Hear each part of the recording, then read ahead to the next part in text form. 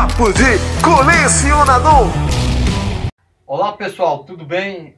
Estamos aqui nessa nova fase, né, do Papo de Colecionador, agora retornando com um novo formato. A gente ainda está em construção desse novo formato, mas o importante é que a gente vai ter sempre um papo muito legal, falando de personagens muito importantes no mundo de quadrinhos, de HQs muito importantes no mundo de quadrinhos e de artistas também do mundo de quadrinhos. E aqui do meu lado, o nosso colega, né, também colecionador, Adilson, né, vai se apresentar para vocês. Bem, pessoal, estamos aqui com meu amigo Nilson, nosso amigo Zenaldo, o grande colecionador aqui de Tex Willer, seu principal personagem, e eu sou colecionador desde os anos 70 e mantenho meu acervo. Estamos aqui com o Nilson, muito conhecido também aqui na nossa região, dono da loja O Colecionador, e vamos fazer a grande entrevista com o nosso amigo Zenaldo para expor o personagem Tex Willer a esse público que está querendo conhecer o personagem. O Tex Willer, né, que é o faroeste mais antigo publicado no Brasil, né? Então a gente trouxe o próprio Tex em pessoa, ninguém melhor do que ele para falar do Tex, né? O nosso amigo Zenaldo, um dos maiores colecionadores de Tex do Brasil e do mundo. É isso aí, Zenaldo? Então, Zenaldo, Tex Naldo aqui com vocês. Apresenta aí para a turma. Boa noite, pessoal. Grato por estar aqui, honrado pelo convite, né? É sempre um prazer falar sobre essa grande personagem, Tex Willer, e o gênero faroeste como um todo, dentro da sétima arte, dentro da nona arte, e o que a gente tiver de conhecimento a gente vai tentar transmitir, e estamos aqui também aprendendo essa troca de informações. Aí a gente está aqui à disposição e vamos falar, né, Zenaldo, começando, né, Nilson, com o primeiro gibi do Tex, né, que nós vamos deixar lá na Itália, não é isso? Eu sugeri que nós fizéssemos no formato de entrevista com o Zenaldo, que é o principal especialista sobre o assunto, né? Para que o Zenaldo nos fale um pouco de como começou o personagem na Itália e a que se deve esse absoluto sucesso, principalmente aqui no Brasil, né? Que é um mercado no Brasil. E é bom mostrar aqui para o pessoal mais à frente, né? Para eles verem. Zenaldo vai falar. Esse aqui, não é isso, Zenaldo? Foi o primeiro gibi do Tex lançado na Itália. Na Itália, né? A personagem Tex Willer é um personagem da banda desenhada, que a gente chama aqui de HQ, né, história em quadrinho. Ela é criada na Itália. Fumetti, né? O Fumetti, né? Então, o universo de Tex, ele é passado no território americano, na maioria do seu roteiro, do seu arco, né, histórico, mas foi criado por italiano, né? O saudoso Gianluigi Bonelli, que foi o criador e chamado pai de Tex, e logicamente o artista gráfico, que é Aurélio Galepino, também falecido, saudosamente. A gente, como colecionador, a gente tem essa gratidão a ele de ter transformado uma ideia hoje num prazer, né? Isso dentro do contexto do faroeste e na história em quadrinhos como um todo. Tem uma curiosidade que, isso nos anos 40, o Tex foi lançado ao mundo e foi criado antes. A sua conceituação gráfica, a gente entende logicamente, se cria antes, se prepara até lançar. Mas o lançamento onde Tex foi apresentado para o mundo foi no dia 30 de setembro de 1948, onde inicialmente as HQs da época, chamado na italiana de estriças, forma de tiras, e a gente, logicamente, as estriças, né? Então a gente chama chequinho, talão de cheque, porque parece um talão de cheque. Então as HQs dessas décadas era dessa forma. E dentro desse contexto, desses arcos, eles iam numerando. Quando chegava no número 32, aí dava continuidade. Existia um subtítulo. Então vocês imaginem, né? Hoje nós temos um formatinho especiais. Imagine para se você formar um arco de uma história de Tex, juntando vários desses, né? Então, logicamente, a gente não é quadrinhos que a gente fala tiras, né? Essa questão. Então, lembrava muitas tirinhas do jornal, né? Isso. E foi bem lembrado nisso. Saía em jornais, eu li muitas historinhas. Só que você, para acompanhar, tinha que ler todo dia o jornal para acompanhar. Eu cheguei a recortar tirinhas de jornal Muita gente para tentar recortava na fazer. época. Eu recortei muitas do Homem-Aranha e as do Hulk. Isso. Então, Tex, eu tenho aqui. Eu é do Fantástico. Fantástico, legal demais. Né? Eu tenho aqui, logicamente, recebi com muita honra do amigo Adilson Caetano, isso algo que, né, um item colecionável que a Bonelli Editora, na Itália, fez. Né? Isso aqui está praticamente uma republicação, né, do original, como foi lançado na época, a primeira história de Tex, chamada Il Totem Misterioso. Mas no Brasil, a gente vai ver isso talvez hoje ou posteriormente, aí veio como o signo da serpente, outra história totalmente diferente, mas que eles lançaram na época da fora VEC, da ordem. fora da ordem, e elas, de uma certa maneira, já no formatinho, porque o formatinho tem 3 estágios de tiras. Eles começaram com uma tira, depois existe quadrinhos dessa Agora, forma com 2 tiras, depois 3. Esse formatinho é bem interessante, porque eu lembro que alguns materiais da Ebal, da RGS, saíam assim aqui no Brasil, um pouquinho maior. Eu tenho alguns, ele é um pouco maior. O brasileiro ele tinha acho que uns 2 dedos a mais para cá e uns 2 dedos a mais para cá, era maior. Mas ele saiu no Brasil, a primeira aparição do Tex no Brasil foi justamente num formato semelhante a esse, né? Que ele era chamado de Texas Kid, não é isso? Eu não lembro se era eu não lembro agora o nome da revista qual era, que era nesse formato de cheque, de talão de cheque. Isso. Recentemente no grupo, né, eu vi um arremate de vários. Veja bem, Tex foi lançado em 48. Em 1949, a Argentina plagiou o Tex. Só mudaram, né, para o espanhol, da italiana para o espanhol, e mudou o nome da personagem. Isso sem autorização da Sérgio Bonelli Editora. Era o Raio Horror, né? Na revista, nas tirinhas chamada Raio Horror, né? Então Tex recebeu o nome de Texas Kid ou Colt, o Justiceiro. Então mudaram o nome da personagem, né? Sem autorização, só fizeram mudar na sua língua pátria e editar simplesmente. E isso dos anos de 49, 50, e aí foi quando em 51 a revista Júnior, que era da Globo antigamente, lançou Tex. Isso, era Júnior, eu estava querendo Júnior, lembrar o nome Júnior. da revista, era Júnior. Com Texas Kid. Texas As Kid. Aventuras de Texas Kid. Então o Kid...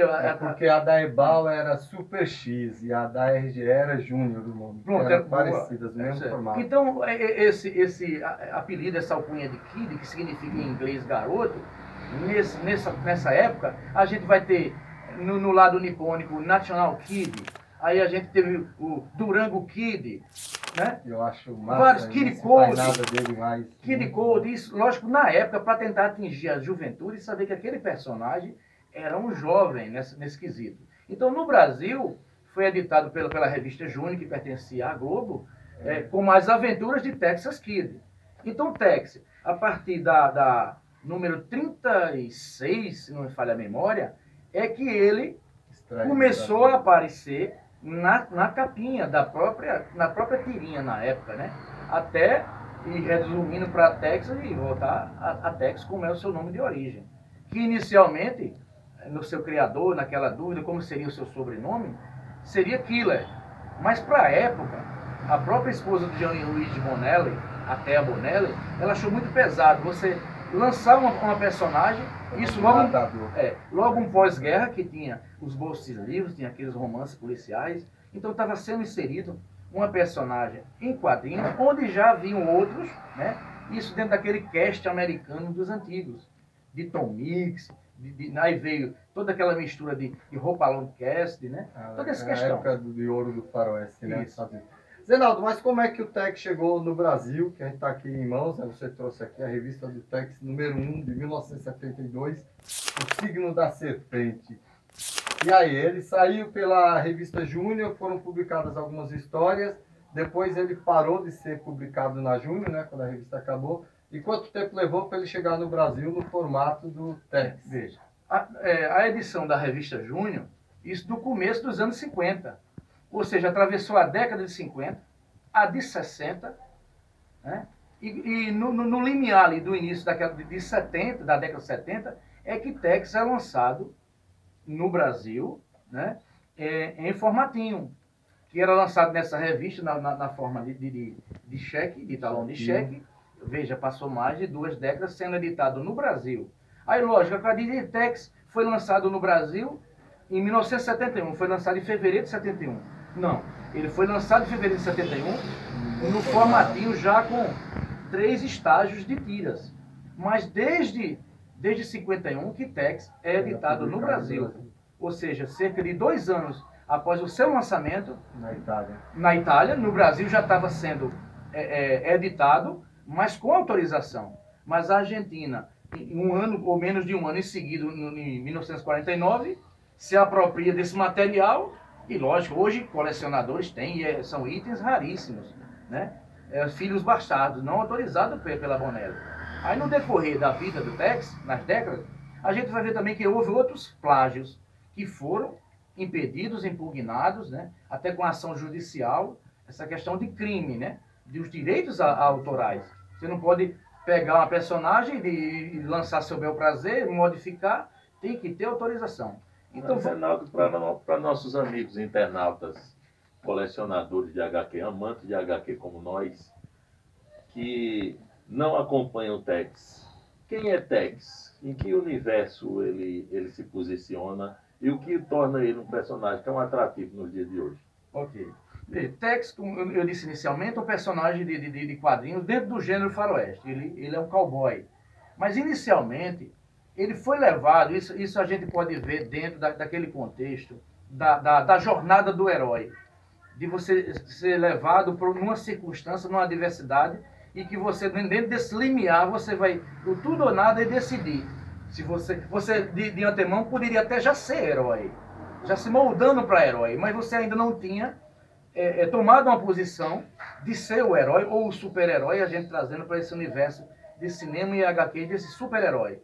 Mas Tex, na época que foi lançado, né, o quadrinho, lógico, tinha outras histórias que com o tempo houve falência de editoras, não houve interesse, se perderam. Então hoje são itens extremamente raros, comprados a peso de ouro, por quem gosta do gênero ainda, isso dessa geração que viu o Tex surgir. Então o Tex de imediato, ele tornou-se um foragido, porque ele tem o pai assassinado, ele vai em busca dos assassinos e extermina eles, aí resolve sair, mundo afora, fugido, estão procurando ele.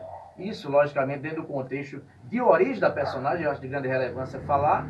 Aí ele sabe que também assassinaram o seu irmão, porque queriam aquelas terras tinham água, aquelas terras eram frutíferas.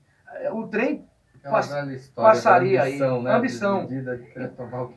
Então ele, no seu berço, foram relutantes, não quiseram entregar de bandeja, né, por preços irrisórios, então foi assassinado. Então ele volta, vinga a morte do irmão e parte na procura dos assassinos e os mata.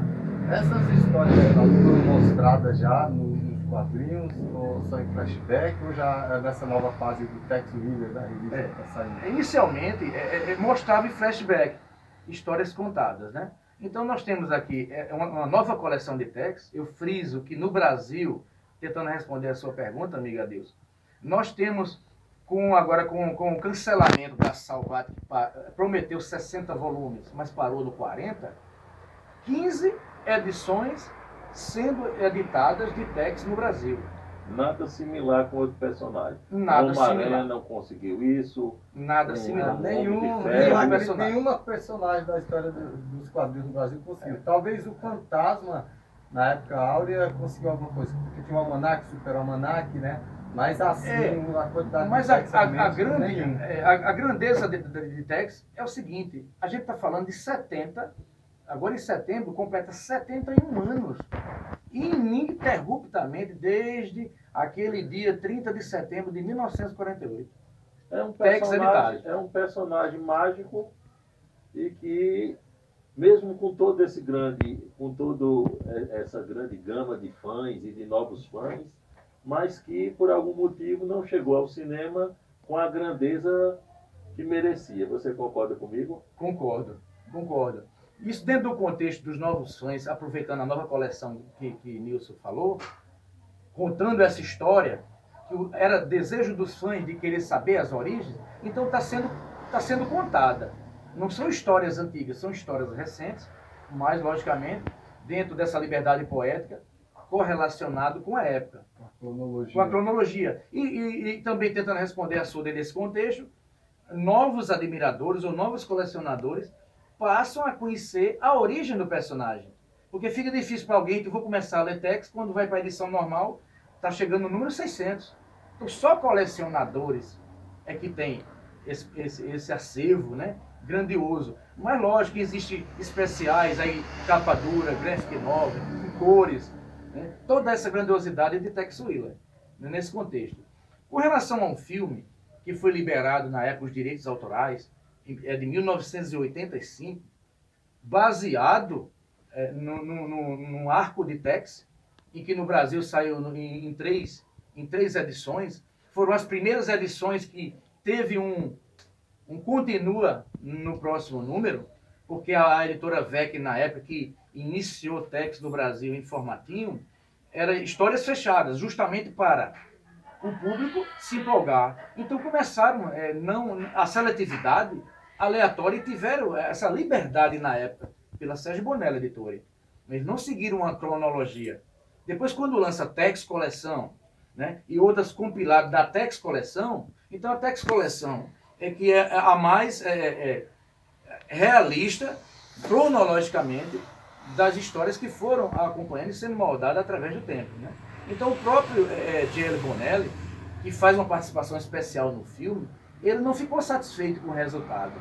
Mesmo tendo um dos grandes nomes do cinema, uma estrela do West Spaghetti, o saudoso Juliano Gemma, e o William Berger, quer dizer, grandes astros de grandes filmes, tipo O Dólar Furado, Cela de Prata. Parece até só te interrompendo a sacanagem, que é a mesma coisa que aconteceu com o Tex, né? Aconteceu com Jonah X. Era um filme do cowboy fantástico, tinha tudo para ser um grande filme, e fizeram uma coisa totalmente... Isso para o fã, né?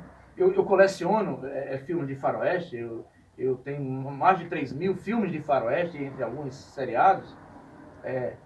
Como fã, é um filme que dá para ver, é um entretenimento. Não se perde por isso. Agora, como crítico e como colecionador, quando você vai ver, mesmo naquela época, 1985, foi ontem, comparado com a sua origem, em 48, Tex merecia muito mais, onde já haviam grandes filmes, desde a década de 20, de 30, de 40, na própria Itália e no próprio Estados Unidos. Então ficou a desejar. Então de lá para cá, os fãs, os que já partiram, os que ainda estão vivos dessa geração, e novos até, desejam ainda ver um filme do Tex, ou pelo menos uma grande animação de qualidade, mas não teve a liberação. Seriado. Então, Zenaldo, você falou um pouco sobre a origem de Tex, mas eu sou um entrevistador insistente. Mas quem é Tex? Tex, além de ser uma grande personagem do universo, né, tanto dos quadrinhos como do gênero faroeste, Tex hoje, ele é um guarda rural, né, um Texas Rangers. Ele é líder supremo de uma tribo indígena, a tribo dos Navajos, e ele também é um agente indígena, que era aquele representante indicado por o governo de Washington, em que essas questões de relações entre a capital dos Estados Unidos e aquela questão de conflito, de víveres, de aquietar, de minimizar conflitos e até de controlar uma guerra. Mas lógico que durante toda essa vida de Tex é contado esses momentos. Aí tem toda essa discrepância, mas isso vai ter o significado mostrado. Ele inicialmente se tornou fora da lei, não porque a sua índole era de fora da lei, mas ele se torna um foragido, né, com a sua cabeça a prêmio estampada por outros interesses, né? Mas aí, logicamente, com o seu brio, a sua valentia, o seu destemor e situações em que ele começa a resolver, ele depois prova que aquilo ali foi uma circunstância. Aí é quando ele recebe o indulto, aí logicamente ele entra para os Texas Rangers, né?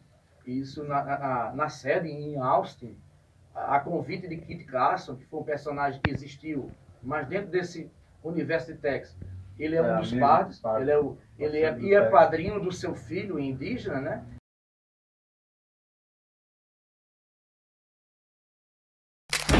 Papo de Colecionador.